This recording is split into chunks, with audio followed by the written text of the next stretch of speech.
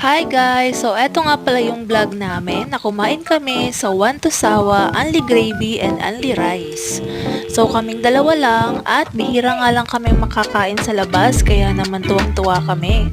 Ang in-order ko nga pala dyan ay T-bone at sa mister ko naman ay yung fried chicken, milky buttered fried chicken. So ayun, munti ko na siyang makalimutan.